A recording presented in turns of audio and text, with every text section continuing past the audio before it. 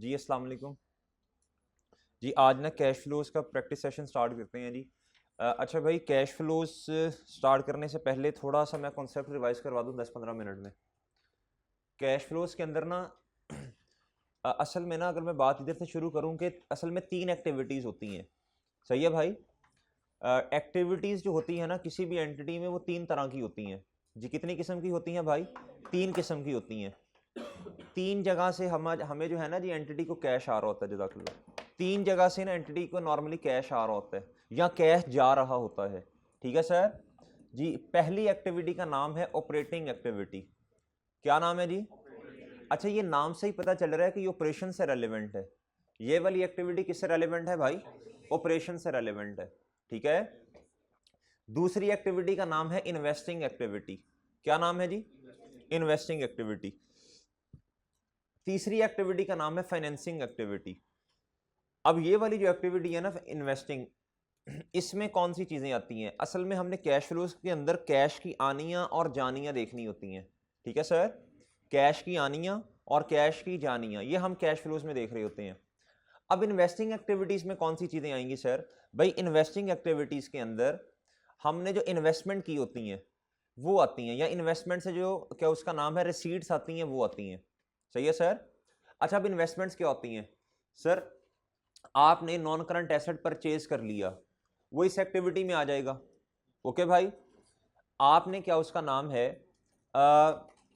Addition कर ली PP के अंदर, एडिशन कर ली सीडब्ल्यूआईपी के अंदर, कैपिटल वर्क इन प्रोग्रेस के अंदर, या फिर आपने जो एसेट परचेज किया था नॉन करंट, उसको क्या कर दिया? बेच दिया, डिस्पोज कर दिया। एडिशन से मुराद है जितने पैसे पे किए किसी भी एसेट को एक्वायर करने के लिए। ओके जी। और भाई ये हमारा आउटफ्लो होता है। 500 रुपये का एसेट लिया, सही है, आपने कहना जी एसेट डेबिट हो गया जी और कैश क्या हो गया? क्रेडिट। तो ये आउटफ्लो है। क्या है? आपने कैश फ्लोज के अंदर कैश की आनियाँ और कैश की जानियाँ देखनी है। ठीक है सर। कैश, जो कैश वाली फिगर है ना, वो हमारे लिए क्या है भाई? इंपॉर्टेंट है। अच्छा जी, अगर आपने एक एसेट बेच दिया, आपको पता है ना हम उसकी जनरल एंट्री करते हैं। स्टेप नंबर 1, एसेट जो है उसकी क्या उस कॉस्ट से उससे क्या करते हैं? उसकी कॉस्ट को किताबों से बाहर निकाल लें, एसेट को क्रेडिट कर दें कॉस्ट से। उसकी यादों को, एक्यूमुलेटेड डेप्रिसिएशन को, स्टेप नंबर 2 जो होता है उसको क्या कर दें? डेबिट कर दें। स्टेप नंबर 3 क्या होता है? जितना सेल प्रोसीड हुई, जितना कैश आया, उसको क्या कर लो भाई? किताबों में रिकॉर्ड कर लो, और फिर हमारे पास प्रॉफिट या लॉस आ जाता है। Okay sir. अच्छा, अब ये जो तीसरा स्टेप है ना, कैश कितना आया, तो सर ये क्या है जी? एसेट को बेच के कैश का आना। तो ये हम क्या कर देंगे? इनफ्लो रिकॉर्ड करेंगे। क्या करेंगे? इनफ्लो रिकॉर्ड करेंगे। ठीक है जी। आपने कोई इन्वेस्टमेंट की, उस इन्वेस्टमेंट में आपको क्या आया भाई? रिटर्न आया। क्या आया? आपने 100 रुपये की इन्वेस्टमेंट की, 10 रुपये बदले में मिल गए आपको, ये कैश रिसीट है। क्या है? ये इसमें आ जाएगी। ओके, और सही है ना? अच्छा जी, उसके अलावा डिविडेंड रिसीव हुआ, इंटरेस्ट रिसीव हुआ, ये सारा का सारा किस में आ जाएगा? ये सारा इन्वेस्टिंग एक्टिविटीज में आएगा। आपने की लॉन्ग टर्म इन्वेस्टमेंट कर ली, लॉन्ग टर्म इन्वेस्टमेंट्स का लफ्ज क्वेश्चन में लिखा, तो भाई इसके लिए पैसे पे किए होंगे ना, ये कैश आउटफ्लो है। क्या है? नेगेटिव से आएगा। आपने जो लॉन्ग टर्म इन्वेस्टमेंट्स थी आपकी, भाई जान आपने उनको क्या कर दिया? बेच दिया। क्या कर दिया? अब आपको क्या होगा जी? अगर तो ऐसे है ना जी कि आपने इन्वेस्टमेंट्स बेच दी, इन्वेस्टमेंट्स क्रेडिट, और डेबिट क्या हो जाएगा? Cash debit. सही है सर। और अगर अभी पैसे नहीं मिले तो फिर इंटरेस्ट, और सॉरी फिर क्या कहते हैं? रिसीवेबल डेबिट हो जाएगा। ओके सर, और सही है ना? अच्छा जी, ये समझ आई कि हमने असल में देखना क्या होता है इन एक्टिविटीज में? कैश की आनियाँ जानियाँ। ये पता चला भाई इसके अंदर क्या क्या चीजें आ सकती हैं इन्वेस्टिंग के अंदर। अच्छा, एक और बात बताएं, अगर आपने किसी भी कंपनी के शेयर्स ले लिए हैं, इसका मतलब आपने इन्वेस्टमेंट की है, कंपनी ने इन्वेस्टमेंट किया ना, अब उस इन्वेस्टमेंट को किस एक्टिविटी में लिखना पड़ेगा? समझ रहे हैं बात? और समझ रहे हो ना? किसी भी कंपनी के शेयर्स नहीं लिए बल्कि बॉन्ड्स ले लिए हैं, ये भी तो एक किस्म की इन्वेस्टमेंट है। ये भी तो एक किस्म की क्या है? उसको किस एक्टिविटी में लिखना पड़ेगा? सही है भाई, और सही है। अच्छा जी, दूसरी बात, उस क्या कहते हैं हमें डिविडेंड मिला, जो हमने क्या उसका नाम है किसी कंपनी के शेयर्स लिए, उसकी जो डिविडेंड की रिसीट है वो किधर आएगी? इधर। और सही है। फिर उसके बाद भाई मेरे, आपने जो डिबेंचर्स लिए हैं, क्या लिए हैं? बॉन्ड्स लिए हैं, इसके ऊपर इंटरेस्ट मिलता है, डिविडेंड नहीं मिलता, वो इंटरेस्ट किधर आएगा? इधर। वो ठीक है, ऑपरेटिंग पे आता हूँ अभी मैं। अच्छा, फिर सवाल पैदा होता है कि सर इन्वेस्टिंग का पता चला, इन्वेस्टिंग में क्या आता है, इन्वेस्टमेंट से चीज़ें रिलेटेड आती हैं, सही है। नॉन करंट एसेट ले लिया, लॉन्ग टर्म इन्वेस्टमेंट ले ली, लॉन्ग टर्म इन्वेस्टमेंट को बेच दिया, नॉन करंट एसेट यानी फिक्स एसेट्स को बेच दिया, कोई इनकम रिसीव हो गई। ओके सर, रिसीव, रिसीव का लफ्ज़ है इधर। अगली बात सर, फाइनेंसिंग में क्या आएगा? फाइनेंसिंग का मतलब ये है असल में कंपनी को मैनेज कैसे किया जा रहा है। ठीक है सर, कंपनी को मैनेज कैसे किया जाता है वैसे बताएं जरा, बोलें। एसेट्स बराबर होते हैं कैपिटल प्लस लायबिलिटीज। अब देखें अगर तो कंपनी जो है, अगर अकेला बंदा बिजनेस कर रहा हो ना, तो फिर कैपिटल क्या होता है जी, ऑनर घर से पैसे ले आता है, सही है, या रिसोर्स कोई भी ले आता है बिजनेस में, हम इसे कहते हैं कैपिटल। कंपनी के केस में क्या होता है जी, बोलें। कंपनी के केस में क्या होता है, ऑनर घर से पैसे नहीं लेके आता, बल्कि कंपनी शेयर्स इशू करती है। क्या करती है? और इशुएंस के बदले में जनरल पब्लिक से पैसे लेती है, या फिर एग्जिस्टिंग शेयर होल्डर्स को क्या कर देती है, शेयर इशू कर देती है। ऐसे अपने रिसोर्स, अपने क्या कहते हैं, अपनी एंटिटी को मैनेज करती है, सही है सर।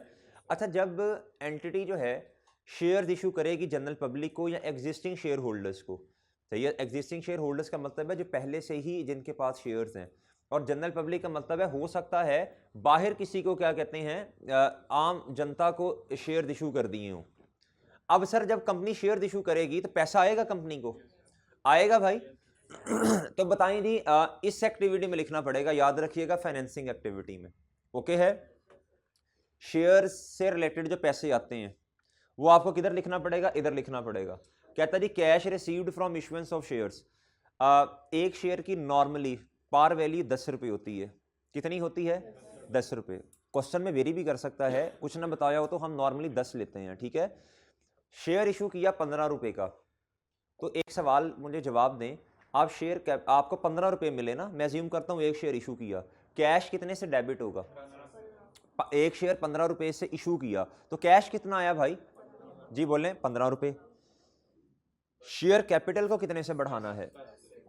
शेयर कैपिटल हमेशा पार वैल्यू से बढ़ता है, याद रखिएगा। तो ये 5 रुपये किधर गए?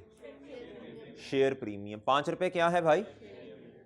कहता जी जब आपने रिसीट लेनी है ना, तो शेयर प्रीमियम को भी इंक्लूड कर लेना है। ओके भाई। अगली बात सर, आपने और कंपनी को कैसे मैनेज किया जा सकता है भाई? कंपनी के पास अगर पैसे नहीं है तो बाहर से लोन ले लिया, लोन एक्वायर किया। क्या किया सर? एक्वायर किया। क्या किया भाई? जनाब जब लोन एक्वायर करेंगे तो पैसे लक्ष्मी आएगी या जाएगी? आएगी। बड़ी सिंपल सी बात है। बताएं, जब ये इधर से भी पैसे आ रहे हैं, इधर से भी पैसे आ रहे हैं, ये इनफ्लो है, या इनफ्लो का मतलब आना और आउटफ्लो का मतलब है जानिया, तो ये आनिया है पैसे की या जानिया? आनिया। तो पॉजिटिव से लिखना पड़ेगा या नेगेटिव से? पॉजिटिव से लिखना पड़ेगा। ओके जी। अच्छा सर, उसके बाद भाई अगर आपने लोन रीपे कर दिया, 1000 रुपए का लोन था, आपने 500 रुपया वापस कर दिया, वापस, बताओ जी इसको क्या करेंगे? आनिया जानिया, तो जानियों को, जानियों का मतलब आउटफ्लो, इसे नेगेटिव से लिखना पड़ेगा। उसके बाद एक और चीज याद कर लें, डिविडेंड पेड भी इधर आता है, डिविडेंड क्योंकि शेयर्स पे होता है ना, तो ये भी इधर आएगा। ये बस बातें याद रख लें, ये अगर आपको बातें याद हैं जी, इन्वेस्टिंग में क्या चीजें आनी है, फाइनेंसिंग में क्या चीजें आनी है, ये क्लियर है जी। ऑपरेटिंग में आता हूं अभी। फाइनेंसिंग इन्वेस्टिंग में क्या चीजें आनी है, क्लियर है? मैं एक दफा तरह जुबानी दोबारा एक दफा रिपीट करूं जी। बाय देन इन्वेस्टिंग का ताल्लुक है, समझ नहीं है बात जरा, इन्वेस्टिंग का ताल्लुक है इन्वेस्टमेंट से। कंपनी ने नॉन फिक्स एसेट्स परचेज किए, जारी बात है पैसे दिए होंगे ना, तो भाईजान क्या उसका नाम है आनिया जानिया? पैसे की देखनी है। हम कैश फ्लो बना रहे हैं, एनपीओ को भूल जाएं अभी, सही है। एनपीओ का सवाल नहीं कर रहे कि इनकम एंड एक्सपेंडिचर निकालना है, इधर से कैश निकालना है। राफे क्या निकालना है? कैश निकालना है। तो भाईजान जब आपने non current asset fix asset purchase किया,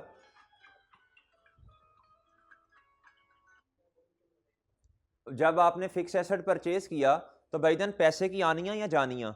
जानिया। तो नेगेटिव से लिखना पड़ेगा। आपने लॉन्ग टर्म इन्वेस्टमेंट्स, आपने क्या कहते हैं इन्वेस्टमेंट कर दी लॉन्ग टर्म, बताएं जी पैसे देने पड़ेंगे, आनिया जानिया? जानिया, नेगेटिव से। भाई अगर आपने लॉन्ग टर्म इन्वेस्टमेंट बेच दी या आपने फिक्स एसेट बेच दी है तो पैसे की आनिया होगी ना जी। तो भाईजान इनफ्लो या आउटफ्लो, तो आनिया। सही है सर, आपने जिधर इन्वेस्टमेंट की उधर से रिटर्न आ गया। जी बोलें जी, इनफ्लो, डिविडेंड रिसीव हो गया, इंटरेस्ट रिसीव हो गया, इस तरह की चीजें जो हैं, तो भाई ये इनफ्लो पॉजिटिव से आएगा। ये याद होगी 4-5 चीजें। अच्छा जी, उसके बाद मेरे भाई हाँ एक और बात, किसी, अब कंफ्यूज नहीं करना, ये है किसी कंपनी के शेयर्स खरीद लिए, मतलब इन्वेस्टमेंट की ना, तो ये क्या है, जब आपने किसी कंपनी के शेयर्स खरीदे होंगे तो भाई आपको क्या उसका नाम है, कुछ पैसे वगैरह पे करने पड़ेंगे ना। सही है, तो नेगेटिव अमाउंट से आएगा। ये कुछ और चीज है, ये फाइनेंसिंग है, आपने इशू किए, इधर आपने किसी के खरीदे, तो फिर उसके ऊपर आपको रिटर्न मिलेगा। ये बात क्लियर है ना। अच्छा, शेयर्स इधर भी आ सकते हैं, इधर भी आ सकते हैं। इधर है आपने इशू किए, इधर आके आपने किसी एंटिटी के शेयर लिए। अब आप इधर आ जाए फाइनेंसिंग पे। फाइनेंसिंग में क्या होता है जी, कंपनी को असल में मैनेज कैसे किया जा रहा है, शेयर से रिलेटेड बातें, लॉन्ग टर्म लोन से रिलेटेड बातें। अगर आपने लॉन्ग टर्म लोन ले लिया तो पैसे की आनी है, कैश डेबिट लोन क्रेडिट। अगर पे कर दिया तो लोन डेबिट कैश क्रेडिट जानिया। शेयर्स आपने इशू कर दिए, भाई एक होता है जी नॉर्मली जनरल पब्लिक को इशू करना। सही है सर, एक होता है एग्जिस्टिंग शेयर होल्डर्स को इशू करना। एग्जिस्टिंग शेयर होल्डर्स को जब इशू करते हैं तो सवाल में लफ्ज लिखा होता है राइट इशू, क्या राइट इशू का। अच्छा जी, अब भाई बेशक राइट इशू है या नॉर्मल इशू है, मुझे बताएं जी क्या उसका नाम है, पैसे तो आएंगे जी। तो जब पैसे आते हैं तो आपने कैश को फुल अमाउंट से डेबिट करना और शेयर कैपिटल को पार वैल्यू से क्या करना है, जितने नंबर ऑफ शेयर्स हैं उसको पार वैल्यू से मल्टीप्लाई करें, आपका शेयर कैपिटल क्रेडिट होगा। रिमेनिंग अमाउंट आपने बैलेंसिंग डाल देनी है, किधर, शेयर प्रीमियम। ओके जी, तो जब शेयर इशू करेंगे तो कैश की आनी है। और चौथी बात इधर आनी है डिविडेंड पेड, इधर रिसीव आना है, इधर समझ आई बात है। अच्छा जी, ये दो बातें तो होगी इन्वेस्टिंग और फाइनेंसिंग से रिलेटेड। अब सवाल ये पैदा होता है ऑपरेटिंग में क्या चीजें आती हैं। अच्छा, कैश फ्लोज के बनाने के ना दो तरीके हैं, एक है इनडायरेक्ट मेथड, एक है डायरेक्ट मेथड। चाहे डायरेक्ट मेथड हो चाहे इनडायरेक्ट मेथड हो, इन दो एक्टिविटीज पे कोई फर्क नहीं पड़ना। याद रखिएगा बच्चों, याद रखिएगा ये वाली बात, चाहे डायरेक्ट मेथड हो चाहे इनडायरेक्ट मेथड हो, ये दो एक्टिविटीज सेम रहनी है, इन पे कोई फर्क नहीं पड़ना। हाँ, ऑपरेटिंग एक्टिविटीज में कुछ ना कुछ चेंज होना है। इनडायरेक्ट मेथड में कुछ और तरह ऑपरेटिंग एक्टिविटीज को लेकर चलते हैं और डायरेक्ट मेथड में कुछ और तरह लेकर चलते हैं। सही है सर, अभी इन दो के बारे में तो आपको क्लियर हुआ ना कि फर्क नहीं पड़ना, चाहे डायरेक्ट मेथड है चाहे इनडायरेक्ट मेथड है। हाँ, अगर इनडायरेक्ट मेथड है तो फिर किसी और तरह क्वेश्चन सॉल्व करेंगे यानी ऑपरेटिंग एक्टिविटीज को, और अगर डायरेक्ट मेथड है फिर कुछ और तरह। लेकिन कोई ज्यादा चेंज नहीं है, 70% सवाल 75% सवाल सेम रहना है। सही है, थोड़ा बहुत चेंज आना है, मैं इंशाल्लाह दोनों सवाल करवाऊंगा आपको। अच्छा मेरी बात सुनिएगा, अभी ना मैं आपको जरा इनडायरेक्ट मेथड के बारे में बातें बता देता हूं। इनडायरेक्ट मेथड में याद रखिएगा, हमेशा सवाल शुरू करना है पीबीटी, प्रॉफिट बिफोर टैक्स से, हमेशा याद रखिएगा। अगर प्रॉफिट बिफोर टैक्स नहीं दिया हुआ हम निकाल लेंगे, अगर आपको प्रॉफिट आफ्टर टैक्स दिया वो है जी 95 रुपीज का। सही है जी, पहले आता है पीबीटी, पीबीटी वो है 100 रुपया, फिर उसके बाद है जी टैक्स लेस टैक्स एक्सपेंस, वो है 5 रुपए के, तो पैड कितना होगा 95 का। एग्री करते हैं आप लोग जी। इधर आए जी, हमने sale less cost of sale, फिर आपके पास ऑपरेटिंग, ये सारी चीजें आ गई। एंड पे करते करते हमारे पास आया मेरे भाई पीबीटी, प्रॉफिट बिफोर टैक्स, है 100 रुपए का। इसमें से आप लेस करते हैं टैक्स एक्सपेंस, ये है मेरे मासूम दोस्तों 5 रुपए के, तो भाई ये कितना आ गया 95। ये क्या है, पैट, जिसे आप नेट प्रॉफिट भी कहते हैं, ये है पैट। ऐसे ही है, अगर आपको इस तरह, अगर आपको ये नहीं दिया हुआ तो आप कैलकुलेट कर सकते हैं, कैसे, रिवर्स, ऐसे। जब आप रिवर्स कैलकुलेशन करते हैं तो रिवर्स जाते हुए साइन चेंज हो जाते हैं, ठीक है। 95 में अब माइनस नहीं करना बच्चों, इसे, ये माइनस होके ये आया है तो इसे रिवर्स करें, ये 100 होगा, क्या होगा, और ठीक है, सही है। अगर आपको ना तो ये दिया हुआ है ना ये दिया, ना आपको ये दिया ना आपको ये दिया, सिर्फ टैक्स एक्सपेंस दिया हुआ है और आपको बताता है जी टैक्स एक्सपेंस जो है वो क्या उसका नाम है पीबीटी का 100% है, सॉरी कहता है जी ये है जी टैक्स एक्सपेंस है 5 रुपए, कितना, और कहता है ये 30% है प्रॉफिट बिफोर टैक्स का, किसका, तो किसके बारे में गुफ्तगू की जा रही है, प्रॉफिट बिफोर टैक्स के बारे में। तो भाई ये कितने परसेंट है, ये कितने परसेंट है, ये 5 कितने परसेंट है, क्या निकाल लें आपने, पीबीटी। कहता है पीबीटी इस टाइम 100% पे है, कितने पे है, तो 100 से मल्टीप्लाई कर दो, जवाब बताओ, तो ये निकल आएगा। ये ट्रिक्स होते हैं पेपर में, क्या होते हैं, कभी आपको पैड दिया होता है पीबीटी नहीं दिया होता, तो कोई मसला नहीं है, हम इंशाल्लाह निकाल लेंगे, और सही है। कभी आपको ना पीबीटी दिया होता है ना पैड दिया होता है, तो फिर क्या कहते हैं, जो टैक्स होगा उसकी मदद से हम क्या निकाल लेंगे, पीबीटी निकाल लेंगे। याद रखना सवाल हमेशा इधर से स्टार्ट होगा, पीबीटी से। अच्छा, फिर उसके बाद ना कुछ एडजस्टमेंट्स आती हैं। अब देखिए पीबीटी तो प्रॉफिट है, इसके अंदर तो कुछ इस तरह की एडजस्टमेंट्स आ रही हैं जो कैश वाली नहीं है, सही है, जो नॉन कैश आइटम्स हैं। बताएं जी कौन कौन से एक्सपेंसेस ऐसे हैं जो नॉन कैश वाले हैं, डेप्रिसिएशन एक्सपेंस, इंपेयरमेंट, उसके बाद भाई bad and doubtful debt expense, और बताओ जी अगर कोई रीवैल्यूएशन में लॉस आ गया, देखे ना लॉस आता है तो आप प्रॉफिट और लॉस में लेके जाते हैं सीधा सीधा। उसके बाद भाई इन्वेस्टमेंट प्रॉपर्टी, अगर किसी को याद हो, अगर फेयर वैल्यू मॉडल है, कहता है जी इन्वेस्टमेंट प्रॉपर्टी इस टाइम आपकी पड़ी है जी ओपनिंग में इन्वेस्टमेंट प्रॉपर्टी है जी 80 रुपीज की, कितने की, कहता है जी फेयर वैल्यू मॉडल है, कौन सा मॉडल है, कहता ईयर एंड के ऊपर आके इन्वेस्टमेंट प्रॉपर्टी आपकी हो गई है 100 रुपए की। हम इसको इस तरह करते हैं, इधर आके 100 लिख देते हैं, मुझे बताएं ये 20 रुपए क्या है, ये एडिशन, उसने एडिशन का डेटा नहीं दिया, इसका मतलब है ये क्या होगा, ये गेन है, क्या है जी इन्वेस्टमेंट प्रॉपर्टी में। अभी तो खैर चलें, अगर किसी को ये कॉन्सेप्ट रिवाइज नहीं है, अभी नहीं उसे याद आ रहा, तो परेशान ना होना, ये हमने रिवाइज करना है अभी अपनी रिवीजन क्लासेस में, ठीक है। इन्वेस्टमेंट प्रॉपर्टी में ना बच्चों 2 मॉडल्स होते हैं, एक कॉस्ट मॉडल है, कॉस्ट मॉडल को आप आइए 16 की तरह ट्रीट करते हैं, ठीक है, उस पर डेप्रिसिएशन होती है, सिंपल है। एक होता है फेयर वैल्यू मॉडल, गुड्डू इधर देखो उधर देखो, वो कर लेगा खुद ही। इन्वेस्टमेंट प्रॉपर्टी में दूसरा मॉडल है fair value model. Fair value model में डेप्रिसिएशन नहीं चार्ज करते, बल्कि हर साल के एंड पे फेयर वैल्यू अपडेट करते हैं, क्या करते हैं, जितनी दी होती है वो इधर आके लिख देते हैं, बाकी बैलेंस जो है वो किस में फ़र्क डाल देंगे, वो है जी फेयर वैल्यू गेन है। ये है जी 20 रुपये, क्या है, ये क्या है जी, आप देखें, आप मैं एंट्री बताता हूँ, पहले इन्वेस्टमेंट प्रॉपर्टी थी आपकी 80 रुपये की, अब कितने की है, अब 20 रुपये से बढ़ गई। अब देखना इधर जरा, इन्वेस्टमेंट प्रॉपर्टी 20 रुपये से क्या होगी है भाई, और क्रेडिट किसी ने होना है भाई, ये गेन है, ये क्या है, ये एडिशन नहीं है, एडिशन का डेटा नहीं दिया हुआ ना उसने, तो भाई ये क्या है, फेयर वैल्यू गेन। अब मेरी बात सुनिए ज़रा, ये फेयर वैल्यू गेन जो है ये प्रॉफिट और लॉस में आता है, ये आपने नॉन कैश आइटम है, क्या है, नॉन कैश आइटम है, बात समझे हैं भाई।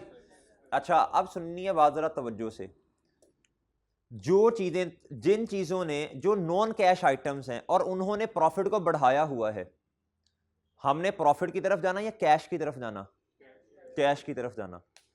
इस टाइम इसने पीबीटी को बढ़ाया होगा ना 20 रुपए से, ये नॉन कैश आइटम, ये गेन है, गेन, इसने पीबीटी को बढ़ाया होगा 20 रुपए से, प्रॉफिट 20 रुपए से आपका बढ़ा हुआ है। भाई हमने तो, क्या ये कैश वाली इनकम है या non cash, non cash gain है, इसे कहते हैं अनरियलाइज गेन। अच्छा अब भाई असल में तो ये कैश वाली चीज़ ही नहीं है, हमने अब जाना है कैश की तरफ, तो मुझे बताएं ये तो गेन जो है ये नॉन कैश है, अब कैश की तरफ जाते हुए इसे क्या करना पड़ेगा, इस गेन को लेस कर दो, क्या कर दो, लेस कर दो, सही है। और वो वाले एक्सपेंसेस जो नॉन कैश एक्सपेंस है, जो अभी आपने इंपेयरमेंट के बारे में बताया, आपने मुझे डेप्रिसिएशन के बारे में बताया, अब भाई ये वाले जो एक्सपेंसेस हैं भाई मेरे, ये नॉन कैश हैं, इन्होंने ये एक्सपेंस हैं, जब एक्सपेंस बढ़ता प्रॉफिट कम होता है, ये नॉन कैश वाले हैं। अब मेरे भाई हमने ये पीबीटी में आ रहे हैं, अब कैश की तरफ जाते हुए इन्हें ऐड लेस तो करना पड़ेगा। अब सवाल ये पैदा होता है, इन्होंने ऐड होना लेस होना, तो सुनना भाई सुनना, नोट लिख ले,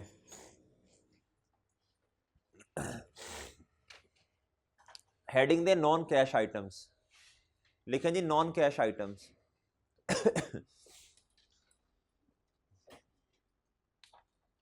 हेडिंग दें बच्चों नॉन कैश आइटम्स। जी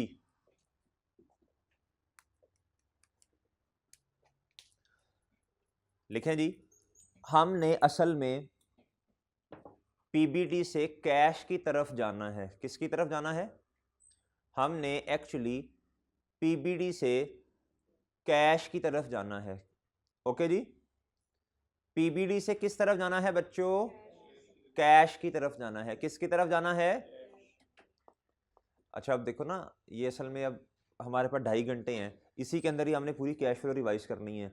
अब जितना हो सकता है उतना रिवाइज करवा दूंगा, ठीक है? जो बड़े बड़े मोटी मोटी बातें हैं वो इंशाल्लाह आपको लिखवा भी दूंगा, बाकी फिर हिम्मत कोशिश करनी है आप लोगों ने। अच्छा जी भाईजान, हमने किसकी तरफ जाना है? पीबीडी से कैश की तरफ जाना है। अब अगली बार लिखो, वो चीजें जिन्होंने वो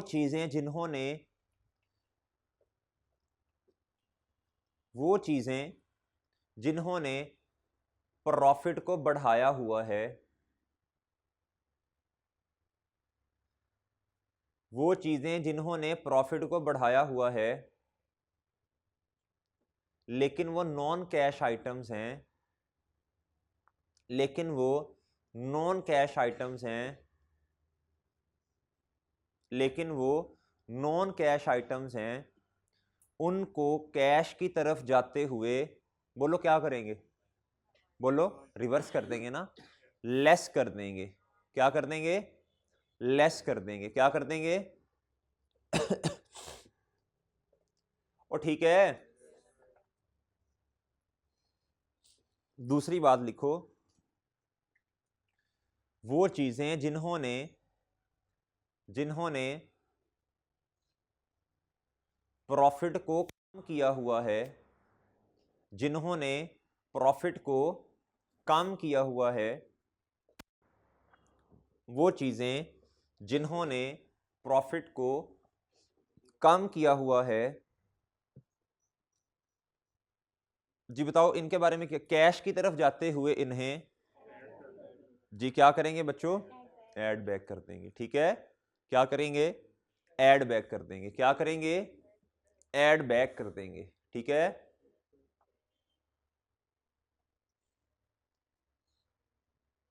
वो सही है? ओके भाई, अच्छा जी।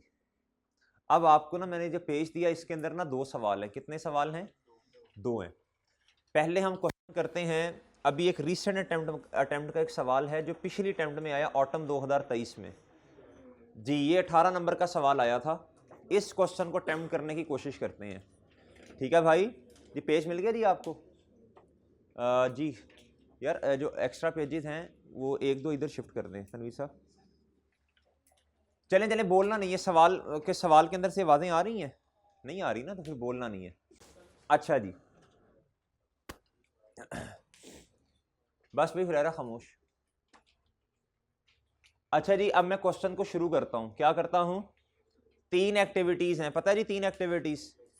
अच्छा, अब सवाल को शुरू करने से पहले 2-3 उसूल लिख लें। सवाल को शुरू करने से पहले 2-3 उसूल लिखें जो मोटे मोटे उसूल हैं।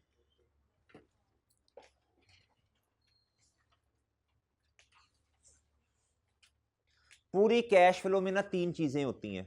एक्टिविटीज तो 3 ही है। सवाल को कैसे लेके चलना याद रखिएगा। आपने जब भी सवाल कैश फ्लो का देखना ना तो 3 जगह पे जा सकती हैं चीजें। कितनी जगह पे जा सकती हैं? लिखें जी, या तो अभी लिखने फिर समझाता हूं। या तो चीज वर्किंग कैपिटल चेंजेस में जाएगी, या तो चीज वर्किंग कैपिटल चेंजेस में जाएगी,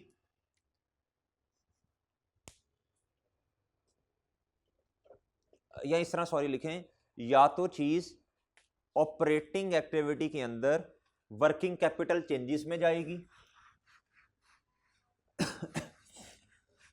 या कैश एंड कैश इक्विवेलेंट में जाएगी। ये क्या होता है सब बताता हूं।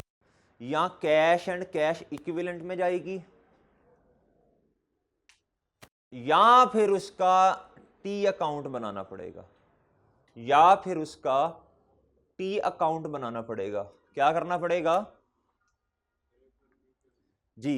भाई मैंने ये कहा कि कैश फ्लो का सवाल जब भी आपके सामने आए, ये मैं 3 असूल पूरे करूंगा उस पर। ये अभी जो 3 बातें लिखा हुई, अभी सवाल आपके सामने होगा ना, तो मैं अभी आपसे पूछूंगा भाई 3 जगहों पे इस चीज ने जाना, या तो जाएगा ऑपरेटिंग एक्टिविटी के अंदर वर्किंग कैपिटल चेंजेस में, एक बात। दूसरी बात, या कैश एंड कैश इक्विवेलेंट में। तीसरी बात, अगर इन दोनों में नहीं जाना तो किधर आएगा? उसका टी अकाउंट बनाना पड़ेगा। ओके जी, उसका क्या बनाना पड़ेगा? टी अकाउंट बनाना पड़ेगा। और सही है, सही है बच्चों, सही है। अच्छा, ये मैं आपको आपके ना नोट्स बनवा रहा हूँ।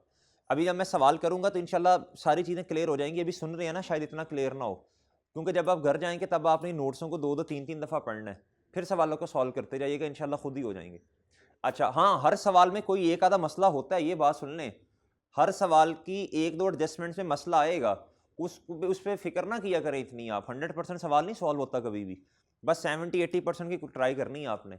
अच्छा अगली बात सुनिएगा, अब मैंने आपको ये लिखवाया, या तो चीज वर्किंग कैपिटल चेंजेस में जाएगी ऑपरेटिंग एक्टिविटीज में। अब सर ये वर्किंग कैपिटल चेंजेस क्या होती हैं? लिखें वर्किंग कैपिटल चेंजेस क्या हैं।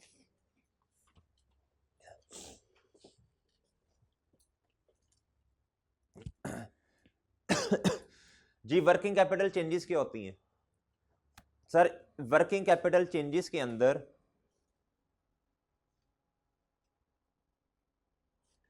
वर्किंग कैपिटल चेंजेस के अंदर current assets and current liabilities, working capital changes के अंदर current assets and current liabilities की चेंज को लिखते हैं।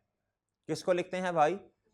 Current assets and current liabilities की चेंज को लिखते हैं। चेंज का मतलब है पिछले साल डेटर इतना था, इस साल इतना आ गया, तब इसकी जो चेंज होगी ना उसको लिखेंगे। ओके भाई, ओए सही है। अच्छा जी,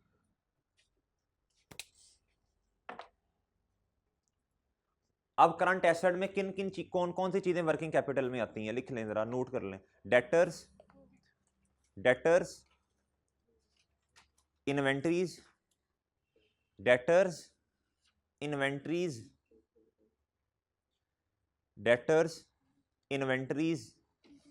फिर उसके बाद मेरे भाई प्रीपेड एक्सपेंस यानी प्रीपेमेंट्स, प्रीपेमेंट्स, ऑफिस सप्लाईज। ऑफिस सप्लाई होती हैं वो चीज़ें जो आपने ख़रीदी थी लेकिन अभी आपने अपने इस्तेमाल के लिए ख़रीदी थी, और इनकी इन्वेंट्री आपके अपने पास अभी पड़ी हुई है। ठीक है, ऑफिस सप्लाईज लिख लिया भाई। अब लिखें लायबिलिटीज़ में वर्किंग कैपिटल चेंजेस में क्या आता है, जो लिखवा रहा हूँ बस यही लिखना है। अच्छा जी, वर्किंग कैपिटल चेंजेस में लायबिलिटीज़ में क्या आएगा जी? लिखें जी, क्रेडिटर यानी trade payable, accrued expense except, accrued expense except accrued interest,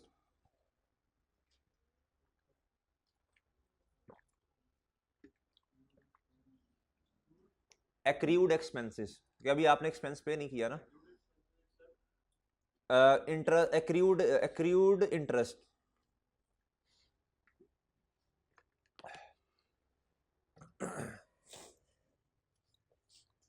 सही है। और जिधर आपको लिखवाया ना ऊपर लिखना है एक्रीड इनकम। चलिए ये रहने दें, ये रहने दें।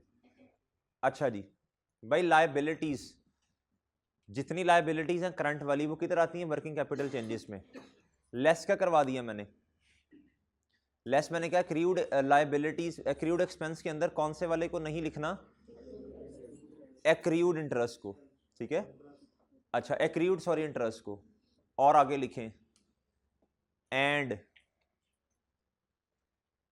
शॉर्ट टर्म लोन को, एंड शॉर्ट टर्म लोन को, एंड शॉर्ट टर्म लोन को। ठीक है, शॉर्ट टर्म लोन को इधर नहीं लिखना, लिखें जी short term loan and short term investments. Short term loan, short term loan short term investments and cash and bank. Short term investment, short term loan, और तीसरी बात कैश एंड बैंक ओवरड्राफ्ट ये कैश एंड कैश इक्विवेलेंट में चला जाएगा। ये किधर चला जाएगा? कैश एंड कैश इक्विवेलेंट में चला जाएगा। ये किधर चला जाएगा बच्चों? कैश एंड कैश इक्विवेलेंट में चला जाएगा। अभी सवाल करते हैं ना, इंशाल्लाह मजीद आपके क्लियर हो जाएंगे कॉन्सेप्ट्स। अभी तो नोट्स बनवा रहा हूँ आपको। सवाल एक दो सवाल करवा दूंगा ना, फिर इसकी आपको बड़ी तसल्ली हो जाएगी, फिर ये पढ़ लीजिएगा। अच्छा अभी देखिएगा, मैंने आपसे क्या अर्ज की है, मैंने कहा सर जी कैश फ्लो का सवाल जब सामने आएगा ना, तो तीन चीजें होंगी उसमें। या तो चीज वर्किंग कैपिटल चेंजेस में चली जाएगी जी। पढ़िएगा जरा, वर्किंग कैपिटल चेंजेस में क्या लिखवाया मैंने, क्या जाएगा? चेंज आएगा current asset and current liabilities का। करंट एसेट्स कौन से वाले बताएं? डेटर, इन्वेंटरी, प्रीपेमेंट्स हो गई, सही है सर? अच्छा जी, प्रीपेमेंट्स हो गई। उसके बाद मेरे भाई क्या उसका नाम, ऑफिस सप्लाईज हो गई। करंट लायबिलिटीज में क्या लिखवाया? क्रेडिटर्स लिखवाया, और हैं एक्रूड एक्सपेंस, एक्सेप्ट क्या? Accrued interest. वो बताता हूं वो किधर क्यों नहीं लिखा इधर। अच्छा जी, और मेरे भाई शॉर्ट टर्म लो। अच्छा अब मैंने लिखवाया था कि दूसरी जगह है cash and cash equivalent. Cash and cash equivalent में क्या आ जाएगा? शॉर्ट टर्म लोन का लफ्ज लिखा हो, शॉर्ट टर्म इन्वेस्टमेंट का लफ्ज लिखा हो, कैश एंड बैंक का सवाल में लफ्ज लिखा हो, और मेरे भाई बैंक ओवरड्राफ्ट का लफ्ज लिखा हो। एग्री? अब जो चीजें बच गई हैं सारी लिखें जी। तीसरी बात लिखें, बाकी जो चीजें बच गई हैं उन सब के क्या बनाने पड़ेंगे? लेजर्स बनाने पड़ेंगे। अब मैं आपको लिखवाता हूं किस किस चीज का लेजर बनाना पड़ेगा।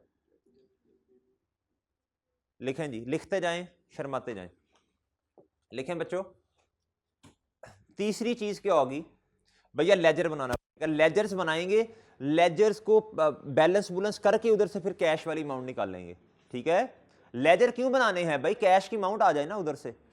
अच्छा, या तो पेड होगी, या फिर क्या कहते हैं इन होगा, या आउट होगा। अच्छा अब जो चीज बच गई है उसका क्या करना पड़ेगा? लेजर्स बनाने पड़ेंगे। ये मैं ना इनडायरेक्ट के बारे में असूल लिखवा रहा हूं आपको अभी। अच्छा 70-80% डायरेक्ट में भी यही पूरे हो जाएंगे इंशाल्लाह। लिखें जी किस किस चीज के बारे में लेजर बनाना पड़ना है। लिखें जी, property plan and equipment, CWIP। लिखते जाएं जरा, चीजें आपको रट जाएं। CWIP property plan and equipment यानी फिक्स एसेट।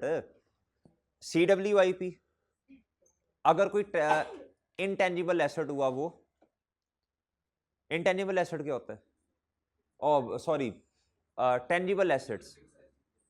एक होता है टेंजिबल, एक होता है इनटेंजिबल, दोनों में फर्क होता है जी। बताएं जी। जी इनटेंजिबल एसेट्स क्या होते हैं? जिनकी फिजिकल एग्जिस्टेंस ना हो। गुडविल, सही है, पेटेंट राइट्स हो गए, इस तरह की अगर कोई हुआ, सवाल में लिखा होता है टेंजिबल लिखा होगा। अच्छा और भाई अगला जी, अगली बात, share capital and share premium का कोशिश करें एक ही अकाउंट बनाएं। Share capital and share premium का एक ही अकाउंट बना लें बस, इकट्ठा। अगर बैलेंस से अलग-अलग भी दिए, दोनों को ऐड कर लें। आगे लिखें जी, रिटेन अर्निंग्स का अकाउंट बनाना पड़ेगा। इसे क्यूमुलेटेड प्रॉफिट्स भी कहते हैं। ठीक है बच्चों? अच्छा जी, और आगे लिखें जी, revaluation surplus, dividend payable,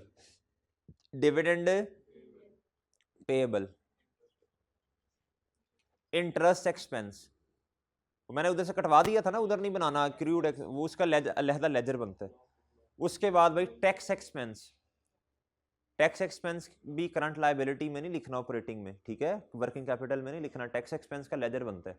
tax expense हो गए। उसके बाद भाई लॉन्ग टर्म इन्वेस्टमेंट्स,